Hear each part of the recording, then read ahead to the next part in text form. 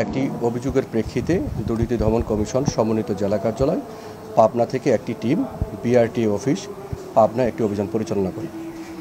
অভিযান পরিচালনাকালে প্রথমেই আমরা সেবা প্রার্থীদের জিজ্ঞাসাবাদ করি। কিছু সেবা প্রার্থী আমাদেরকে যেটা বলেছে সেটা হলো তারা এখানে কোনো ধরনের টাকা ছাড়া তারা কাজ হয় না বলে জানান, এবং কিছু অভিযোগকারী এমনও বলেছেন যে তাদের এখানে কাজ করতে 10,000 12,000 টাকা দিতে হয়। আরও কিছু অভিযোগ আছে যে তারা কেউ 19 সাল 23 সালে আবেদন দিয়েছেন, এখনগুলো আবেদনগুলো পেন্ডিং অবস্থায় আছে, এবং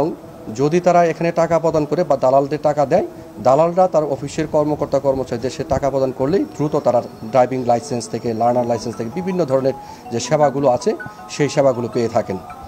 এখন আমরা একজন দালালকে আমরা